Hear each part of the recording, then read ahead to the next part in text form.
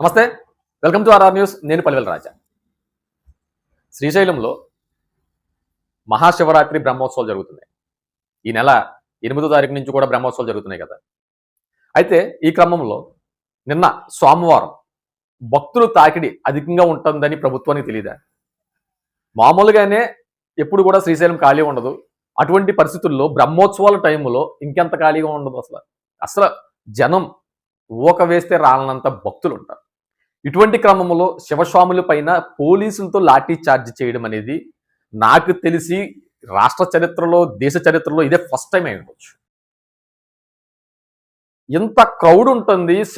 శివస్వాములు కానీ, భక్తులు కానీ, ఆంధ్రప్రదేశ్ రాష్ట్రమే కాకుండా ఇతర రాష్ట్రాల నుంచి కూడా భక్తులు అధిక సంఖ్యలో వచ్చే టైంలో కూడా ప్రభుత్వం కనీస సౌకర్యాలు కల్పించకుండా లైన్లో ఉన్న భక్తులకి కనీసం ఆహార పొట్లాలు కానీ, తాగడానికి మంచినీళ్ళు కానీ, మజ్జిగ కానీ ఏమీ సప్లై చేయకుండా భక్తుల్ని గంటలు లైన్లో నిలబెట్టి ఏ విధమైనటువంటి భక్తులపై కనీసం సౌకర్యాలు కల్పించినప్పుడు అక్కడ కొంచెం గందరగోళం పరిస్థితి ఏర్పడడం సహజం కదా. కానీ ఆ టైంలో స్వాములపై కనీసం నచ్చజెప్పే మార్గం కాకుండా లాఠీ చార్జ్ చేయడం అనేది ప్రభుత్వానికి మాత్రం చాలా సిగ్గుచేటు చర్య. ఎక్కడా చూడలేదు. ప్రస్తుత ప్రెసిడెంట్ ఆంధ్రప్రదేశ్ రాష్ట్రంలో శ్రీశైలంలో నిన్న కనిపించినటువంటి ఘటన ఇంతకుముందు ఎప్పుడు జరిగినట్టుగా నాకైతే తెలియదు, గుర్తులేదు. ఒక జరిగేమో తెలియదు కానీ నాకు తెలిసి ఏమి జరగలేదు. అటువంటి బ్రహ్మోత్సవాల టైంలో కూడా ప్రభుత్వం ఇలా చేస్తే అది ప్రభుత్వానికి చెడ్డపేరు కదా. కనీసం ఈ కూటమికి అనుకూలంగా ఉన్న మీడియా కూడా, ఏ మీడియా అయినా సరే ఈ వార్తను హైలైట్ చేశారా?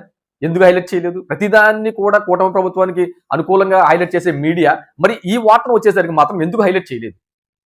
ఇది వార్త కాదా? అరే అక్కడ శివభక్తులపై అక్కడ దాడి జరుగుతుంటే కనీసం దీన్ని వార్తగా చూపించాలన్న కనీసం పరిజ్ఞానం ఆయా మెయిన్ స్ట్రీమ్ మీడియాలకు ఉంటుందా, ఉండదా?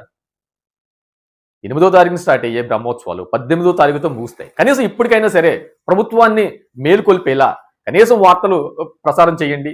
కనీసం ప్రభుత్వానికి కనీసం ఇదొక మధ్య వారధి కాబట్టి మీడియా అంటే కనీసం ఆ ప్రసారం చేస్తే ప్రభుత్వం ఇంకా దిద్దుబాటు చర్యలు ఒక త్వరితగతిన చేసే అవకాశం ఉంటుంది కదా.